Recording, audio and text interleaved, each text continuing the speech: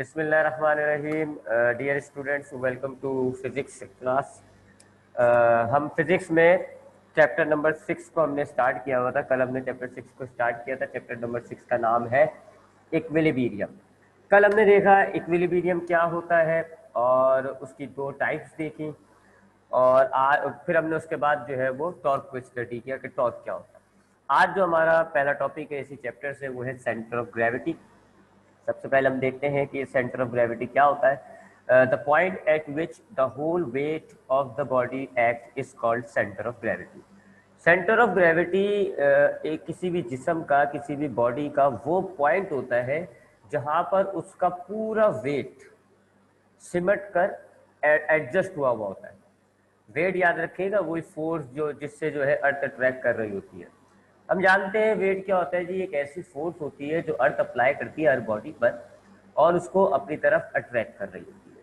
तो हमारे पास किसी भी ऑब्जेक्ट पर जब अर्थ फोर्स लगाती है तो उस ऑब्जेक्ट के तमाम हिस्से पे नहीं लगती, बल्कि एक खास पॉइंट होता है उस पर फोर्स लग रही होती है और ऑब्जेक्ट का पूरा वेट उस एक पॉइंट पर सिमटा हुआ होता है। मिसाल के तौर पे इस वक्त डायग्राम में आपको एक इर्रेगुलर शेप का ऑब्जेक्ट नजर आ रहा है। अब ये जो ऑब्जेक्ट है इर्रेगुलर शेप है, इसके हर पार्टिकल पर आपका जो अर्थ है वो फोर्स लगा रहा होगा। इस पार्टिकल पे भी फोर्स लगा रहा होगा तो उसको आप कह रहे हो वेट 1, इस पर लग रही है वेट 2, इस पे लग रहा है वेट 4, इस पे लग रहा है वेट 7।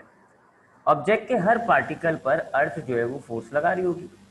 अब ये तमाम वेट जो है, क्योंकि वेट एक फोर्स होती है, एक वेक्टर क्वांटिटी है, तो ये तमाम वेट मिलकर एक रिजल्टेंट वेट बना देते हैं और ये रिजल्टेंट वेट एक खास पॉइंट से निकल रहा होता है, खास पॉइंट पर होता है ये रिजल्टेंट वेट। यानी आप सीधी सी जबान में यूं कह सकते हैं कि इन तमाम पार्टिकल्स का जितना भी टोटल वेट है वो एक खास पॉइंट पर, जो डायग्राम में ये इस वक्त डायग्राम में ये, तो इस ऑब्जेक्ट का तमाम वेट सिमट कर इस पॉइंट पर आ गया। अब अर्थ ने इस पॉइंट को अट्रैक्ट करना है।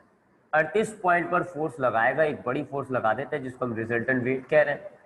अर्थ खाली इस पॉइंट को अट्रैक्ट कर रहा होता है और इस पॉइंट की वजह से पूरा ऑब्जेक्ट जो है वो अर्थ की तरफ खींचा चला आता है। तो इस पॉइंट को, जिस पर ऑब्जेक्ट का पूरा वेट सिमट कर आ गया, इस पॉइंट को आप कहते हो सेंटर ऑफ ग्रेविटी। अगर आप पूरी बॉडी को नहीं, खाली इस पॉइंट को बैलेंस कर लें, पूरे ऑब्जेक्ट पर बैलेंस ना करें, आप सिर्फ इस पॉइंट पर उंगली रख लें, जैसे कि इस डायग्राम में नजर आ रहा है।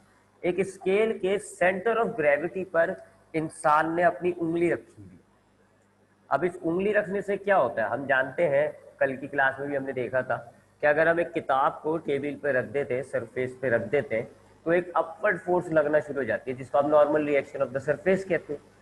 तो यहाँ पर इस शख्स ने स्केल के जो सेंटर ऑफ ग्रेविटी है वहां पे जब उंगली रखी तो इस उंगली ने ऊपर की तरफ फोर्स लगाना शुरू कर दिया, जिसको आप रिएक्शन ऑफ सरफेस कहते हैं। वेट नीचे लग रहा है, इस ऑब्जेक्ट का पूरा पॉइंट से सेंटर ऑफ ग्रेविटी यही है।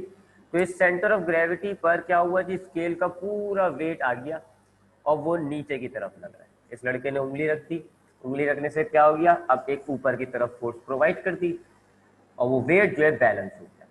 तो इस शख्स ने पूरे स्केल को बैलेंस नहीं किया, पूरे स्केल पर रिएक्शन नहीं अप्लाई किया, सिर्फ इसने सेंटर ऑफ ग्रेविटी पर वेट अप्लाई किया।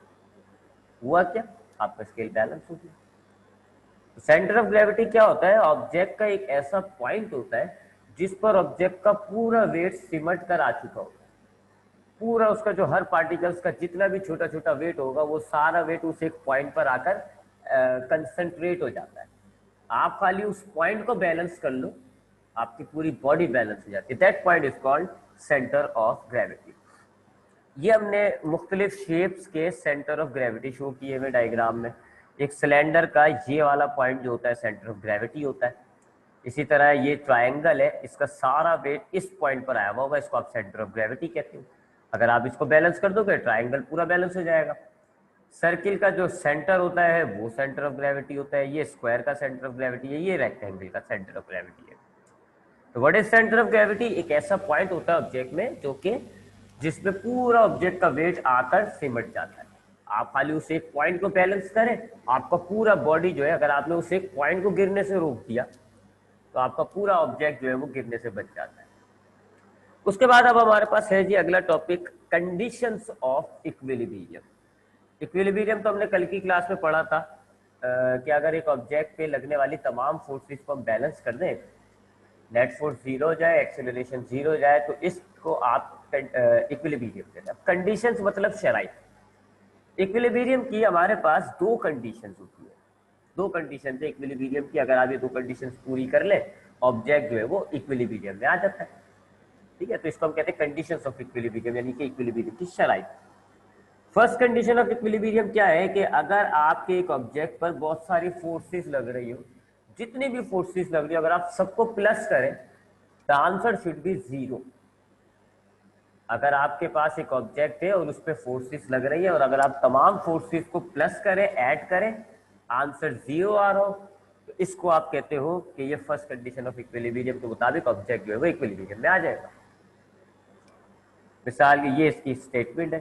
मिसाल के तौर पे एक ऑब्जेक्ट है जिसपे 3-4 फोर्सेस लग रही है जी, तो आपने पहली फोर्स को, दूसरी फोर्स को, तीसरी फोर्स को प्लस किया, तो ये सम ऑफ फोर्सेस अगर आपके पास जीरो आ रहा हो, तो आप समझ जाए कि आपका ऑब्जेक्ट जो है वो इक्विलिब्रियम में होगा। फर्स्ट कंडीशन उसने सेटिस्फाई कर दी। फर्स्ट कंडीशन क्या है कि अगर एक ऑब्जेक्ट पर तमाम फोर्सेस का सम जीरो हो, तो वो इक्विलिब्रियम में होता है। अगर आपने देखा एक ऑब्जेक्ट है, उस पर तमाम फोर्सेस का सम जीरो आ रहा है, आप क्या कहेंगे कि जी ये तो फर्स्ट कंडीशन ऑफ इक्विलिब्रियम पूरी हो गई, इसका मतलब है ऑब्जेक्ट जो है वो इक्विलिब्रियम में होगा। मिसाल के तौर पे इस गाड़ी पर देखें जी, बहुत सारी फोर्सेस लग रही है। चार टायर जो है वो सरफेस वाली reaction of the surface provide कर रही है ऊपर की तरफ, इस गाड़ी का जो वेट है वो नीचे की तरफ लग रहा है, और इंजन जो है एक आगे की तरफ फोर्स अप्लाई कर रहा है, अप्लाइड फोर्स, जबकि फ्रिक्शन के नाम पर एक बैकवर्ड फोर्स लग रही है। ये 4-5 फोर्सेस आपको नजर आ रही है। अगर मैं इन तमाम फोर्सेस को प्लस करूं, F1, F2, F3, F4, upward वाली फोर्स, डाउनवर्ड फोर्स, अगर मैं इन तमाम फोर्सेस को ऐड करूं, सम करूं, और मेरे पास आंसर आ रहा हो जीरो, तो ये गाड़ी जो है वो इक्विलिब्रियम में होगी according to first condition of equilibrium. पहली कंडीशन के मुताबिक ये गाड़ी फिर इक्विलिब्रियम में कहलाई। तो पहली कंडीशन क्या होती है फर्स्ट कंडीशन ऑफ इक्विलिब्रियम की? अगर एक ऑब्जेक्ट पर फोर्सेस लग रही है और अगर आप तमाम फोर्सेस को प्लस करें और आपका आंसर जीरो आ रहा हो, तो ऑब्जेक्ट इक्विलिब्रियम में होगा according to first condition of equilibrium. ऐसा इक्विलिब्रियम जो है फिर ट्रांजिशनल इक्विलिब्रियम कहलाता है। अच्छा, अब फर्स्ट कंडीशन में एक बार का ऐसा होता है, फोर्स एक वेक्टर क्वांटिटी है, तो हमारे पास फोर्स जो है वो कंपोनेंट्स की सूरत में लग रही होती है। चैप्टर 5 में आपने कंपोनेंट्स पढ़े हैं कि एक वेक्टर के दो कंपोनेंट्स होते हैं, हॉरिजॉन्टल कंपोनेंट और वर्टिकल कंपोनेंट। तो हो सकता है हमारे पास ऑब्जेक्ट पर जो फोर्सेस लग रही हो वो कंपोनेंट्स की सूरत में लग रही हो, तो ऐसी केस में अगर आप तमाम फोर्सेस के जो हॉरिजॉन्टल कंपोनेंट है उनको प्लस करें तो आंसर जीरो हो। अगर आप तमाम फोर्सेस के वाई कंपोनेंट को, वर्टिकल कंपोनेंट को प्लस करें, उसका आंसर जीरो, तो फिर भी ऑब्जेक्ट जो है आपका इक्विलिब्रियम में कहलाएगा। तो फर्स्ट कंडीशन ऑफ इक्विलिब्रियम क्या होती है कि अगर आपने देखा एक ऑब्जेक्ट पर फोर्सेस लग रही है और अगर उन तमाम फोर्सेस को प्लस करने के बाद आपका आंसर आ रहा हो जीरो, तो आप कहेंगे कि जी ऑब्जेक्ट जो है वो इक्विलिब्रियम में according to first condition of equilibrium. पहली कंडीशन के मुताबिक ऑब्जेक्ट जो है वो इक्विलिब्रियम में। अगर फोर्सेस कंपोनेंट्स की सूरत में हो तो तमाम एक्स कंपोनेंट का सम जीरो होगा, तमाम वाई कंपोनेंट का सम जीरो होगा।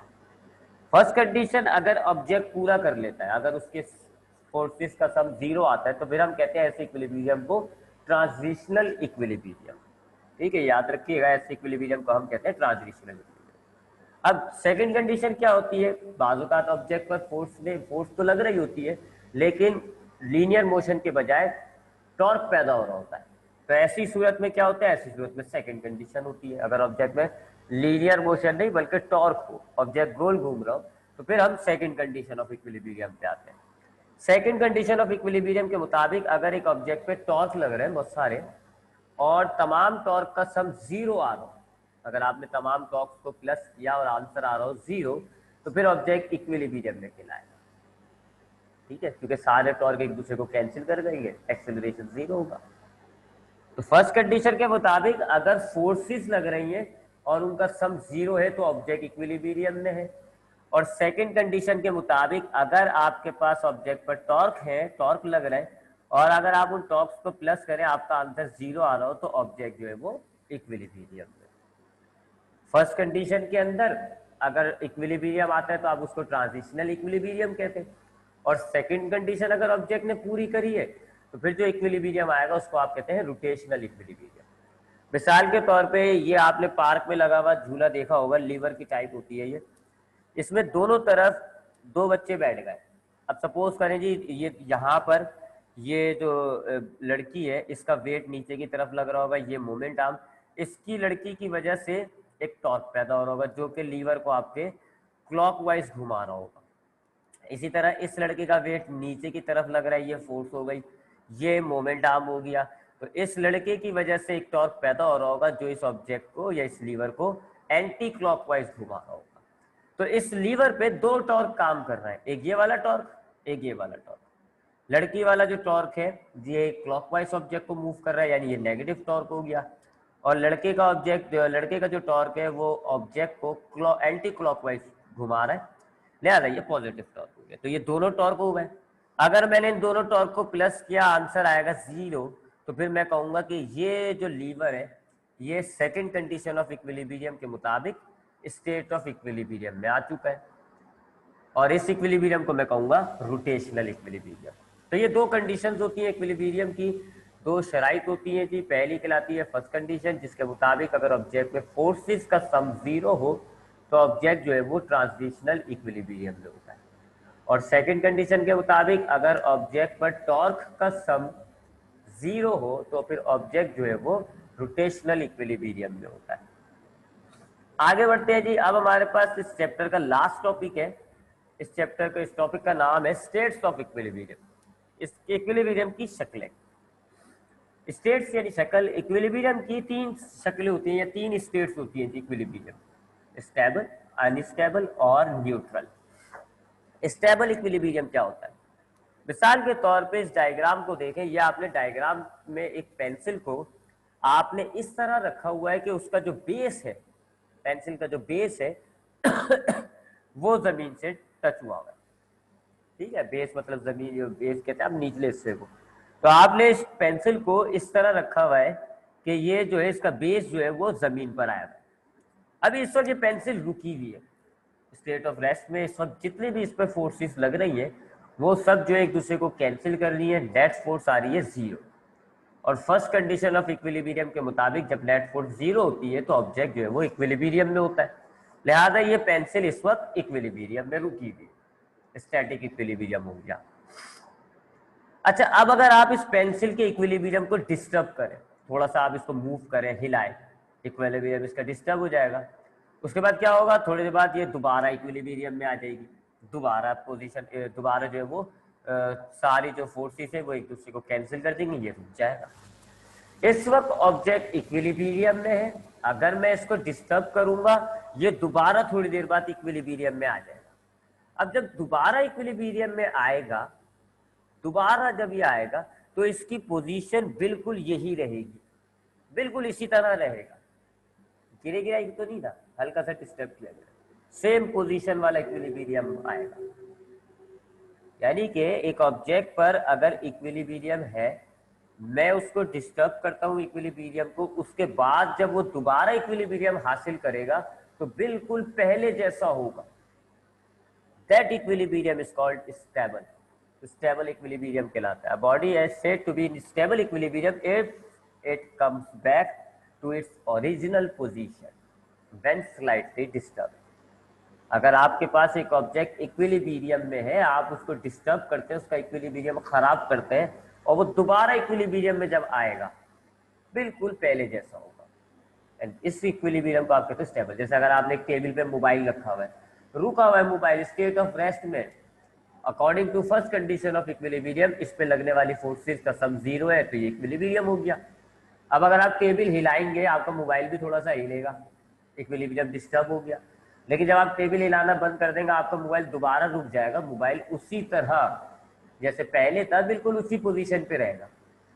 ऐसे इक्विलिब्रियम को आप कहते हैं स्टेबल इक्विलिब्रियम। दूसरा होता है अनस्टेबल। अब आपने उसी पेंसिल को देखे उल्टा रख दिया, अब उसका जो एपेक्स है, नोक है, आपने उस पर पेंसिल को खड़ा किया हुआ है और बड़ी मुश्किल से आपने इसको बैलेंस करा, ठीक है। अभी आपने इसको पेंसिल की नोक पे खड़ा कर दिया, एपेक्स कहते हैं, एपेक्स पे खड़ा किया हुआ है आपने ऑब्जेक्ट को। रोक दिया आपने, इसका इक्विलिब्रियम आ गया। अभी इस वक्त राइट नाउ इस पे जितनी भी फोर्सेस लग रही है सबका सम जीरो है। फर्स्ट कंडीशन ऑफ इक्विलिब्रियम के मुताबिक ये इस वक्त इक्विलिब्रियम में है। लेकिन अगर अब मैं इस ऑब्जेक्ट को डिस्टर्ब करता हूं, इसका इक्विलिब्रियम खराब करता हूं, पेंसिल क्या होगा, गिर जाएगी, गिरने के बाद रुक जाएगी।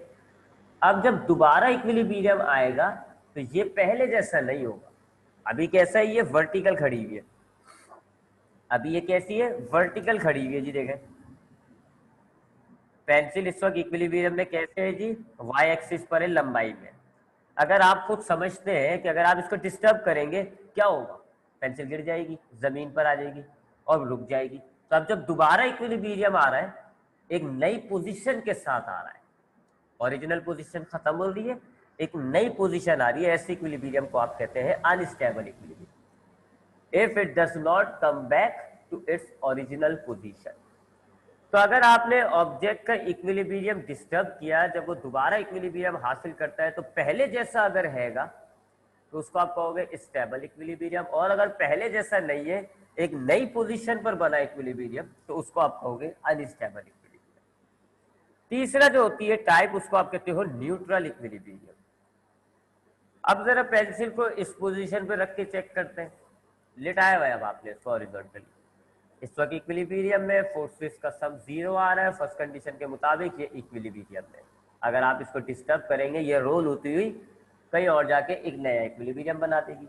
अब जब ये नया इक्विलिब्रियम दोबारा इक्विलिब्रियम अचीव करेगी, पोजीशन तो सेम रहेगी बिल्कुल, यानी कि इसकी जो पोजीशन है वो सेम रहेगी, लेकिन लोकेशन चेंज हो जाएगी।